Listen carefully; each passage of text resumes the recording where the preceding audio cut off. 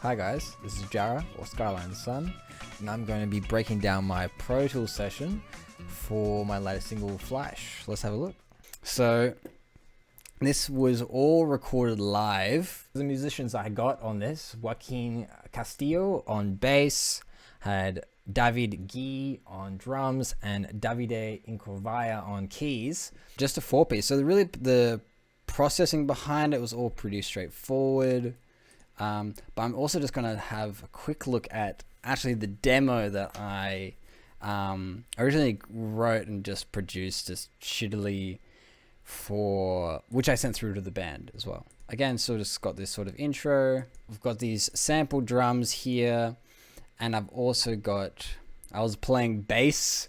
For the demo, I was just playing the bass on my guitar and just dropping it down an octave just to fill the role and just get the idea across to the musicians.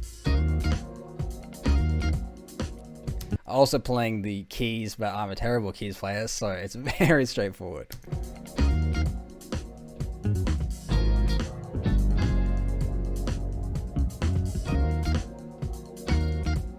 In terms of arrangement, there's really only 3 sections to this track. There's like the main groove, like the A section, then there's little hits, I guess you could call it a little B.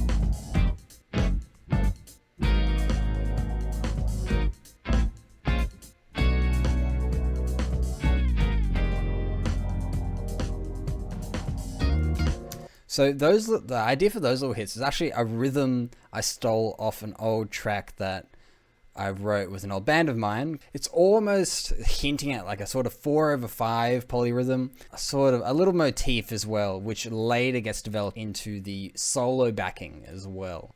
So really there's only 3 sections. There's this sort of, that main A section, these hits of the B, and then there's this sort of breakdown going into the C. So I actually wrote this part in March 2018, just on a MuseScore file. This is a rhythmic idea. I just wrote the voicing down, some rhythmic ideas down, and again it was for this old band of mine, but but never developed into anything, and then I sort of expanded upon it. So let's have a listen.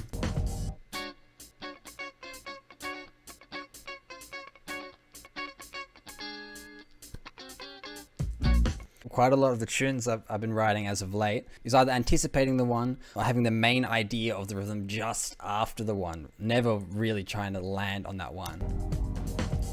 2 3 4 1 2 3 4 1 2 3 4 1 2 3 4 1. A lot of the accents are happening on the 1E. Arrangement wise, that's really the crux of the tune. So let's get a little bit into some of this production. So let's have a listen to these drums. Let's go straight into it. So before I even started to do any individual track processing, I went straight to my buses, created my kick bus, my snare bus. I didn't bother with the tom and floor tom bus because, well, as you can see, very, very little amount of toms in this whole tune. And my overhead bus and a bit of room processing as well. So having a look at the kick here, we've got a bass drum in, we've got a bass drum condenser, and we've also got a kick out. So the main idea with how I was trying to get this kick drum tone was I'm trying to achieve 3 different aspects of the sound over the 3 different mics. So the bass drum in is really part of it's a bit of a thud. It's got quite a lot of attack on it, but it's not super clicky. So you've got quite a decent amount of tone, but not much resonance on that. And then the condenser, it's got a lot more click. Again, the same amount of processing. I've got slightly different EQs. And I've also got a bit of low mids compression on that. But really just trying to clean up some of those mids and low mids, and I was sort of just pushing. That's really where the actual kick is resonating right there, and ducking it at around 100 because that's where I've got the bass at right now. I'm just trying to make room for that. And very, very similar, not a little bit more subtle, but very, very similar EQ on the condenser as well. Now with the kick out, there's a lot more resonance, a lot more room. before even doing any of this single track processing, first thing I do is head straight to my bus processing. So again, very similar, giving it actually a little bit of a boost, a little bit of a high shelf, actually just to increase that clickiness, because it was a bit of a dull sounding kick. I've got a pretty aggressive gate on it actually, because this was recorded in a warehouse space. So trying to find that sort of middle ground with gating, just to try and keep everything isolated, is tricky. And then I've got a bit, again, this is sort of EQ and compression. Ducking the low mids. The low mids is actually quite low just to make room for that bass. And I'm really trying to boost a little bit of sub, very similar to what I've done here. A little bit of saturation as well, pretty straightforward. And when we're adding them all together, we have this as the kick. And then in the context of the drums, so let's have a look at these snares as well quickly. As I said, recording in a warehouse definitely has some really tall ceilings, so a lot of pretty hard to control reverb and room spill. So essentially that ended up meaning that the rooms are really dropped super low in the mix, making the snares especially extremely dry. But it's just so much easier to try and keep it tight. Again, gating on everything, actually pretty subtle gating. And again, a bit of saturation, a bit more gating. And then I've also got on my snare bus audio track. So again, we've got some EQ, we've got a bit more gating and a little bit more compression, just to sort of try and knit it all together, get it compact, get it super tight. Now the thing is, because I've really reduced the room and made it such a tight sort of sound, I needed to sort of give it some fake room. I needed to give it some space. And that is the Abbey Roads. So I've got this Abbey Roads, actually I did the preset, and I think I just tweaked a few things. I think I increased the top cut a little bit, reduced the gain very slightly, just because I was pushing it a little bit extra. Besides that, I didn't change much, but compared, it just gives it so much more life. The reverb is not super extreme, pretty subtle, but pretty necessary when I'm using very little room mics.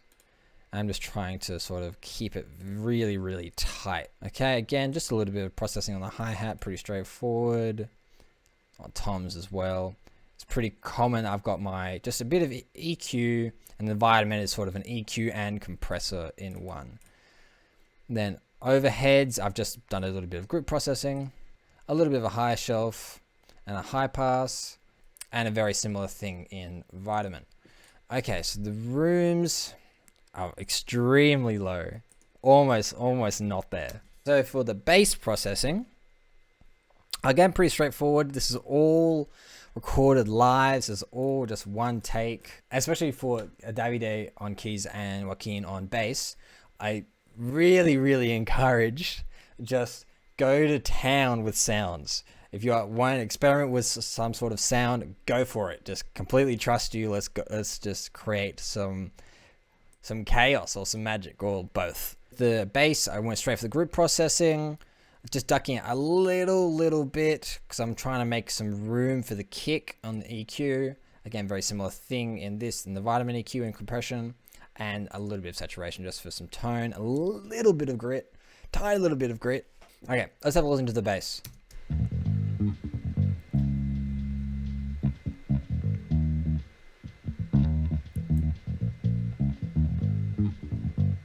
So that again was a DI, and then also a bass amp that was recorded in an isolation box in the room. So it's all pretty straightforward. The only other tones that Joaquin was really using is here.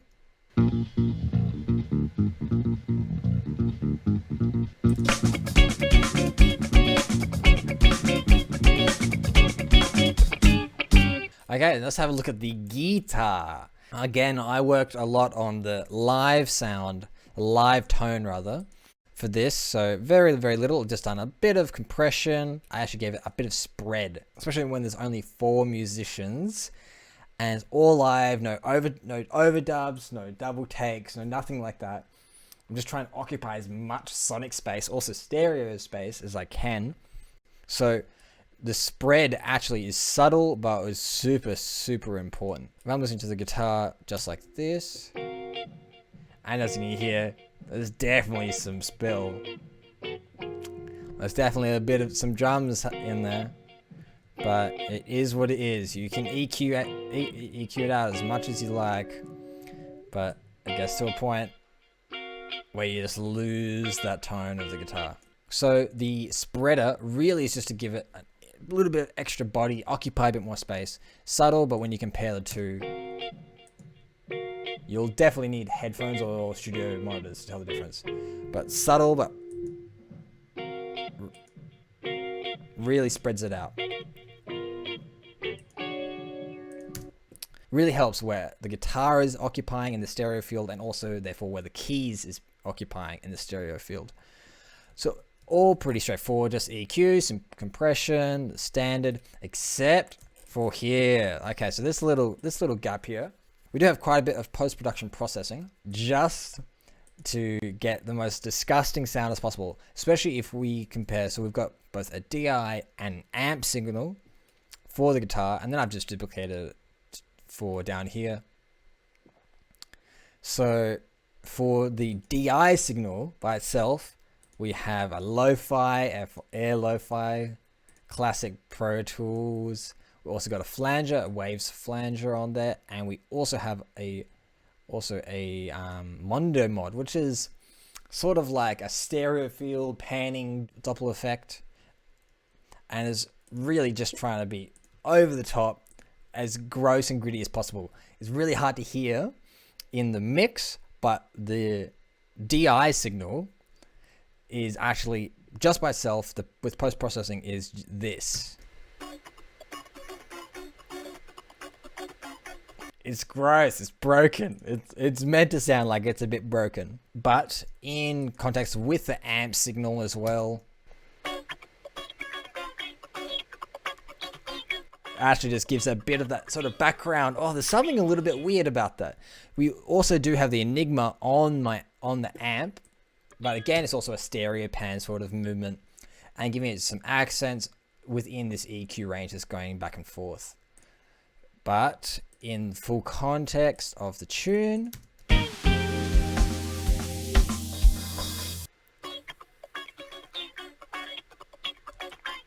but it gives the track a little bit of space, gives the track a little breath. Oh, totally new guitar tone. What's that for a second? And then we're back in with the groove. And back in with the old guitar tone. Nice. Okay. So let's have a look at these keys. So easiest thing, because there's 3 different keys tones, they're all on different tracks. Easiest way to do it. Also 3 different tones I want to affect in different ways. The sort of pad sound that Davide has for the verse sections or the A sections, which is pretty stereo as well as, again, I didn't actually do a lot. I didn't even add any extra verb to this because already got a lot of verb through his patch that he's already worked on. And it's got a little bit of that sort of lo-fi, slightly out of tune sort of effect. It works, it totally works in this sort of vibe. And then he also does have a Rhodes sound as well.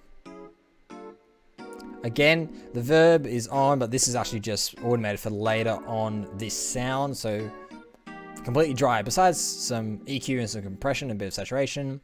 But I want to listen to this solo. Let's have a listen to this keys solo.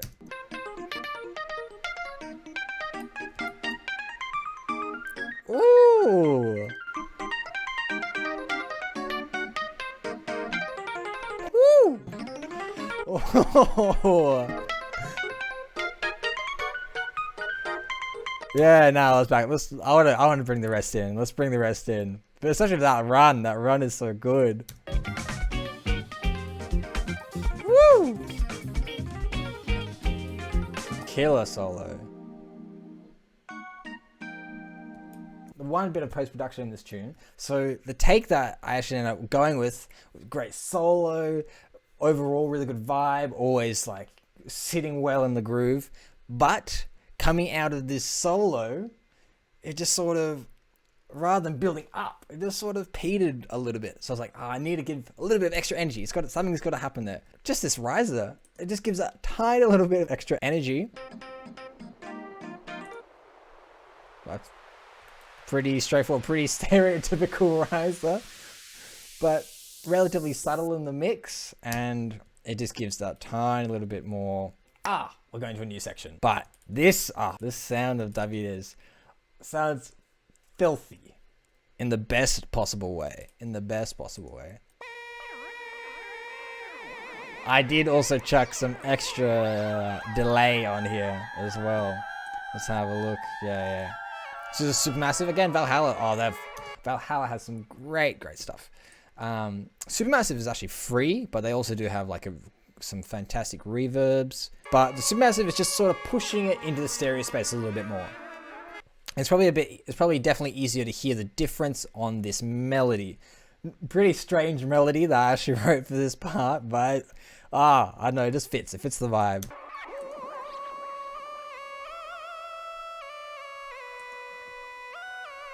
Again, pretty subtle, but that was the main idea. That's all pretty straightforward, really. Well, I hope you enjoyed the breakdown for this session. I'm probably going to be doing some more of these as well. Not just for the tracks I'll be releasing, but also some of my other productions and some collabs that I've been doing that I've got coming up as well.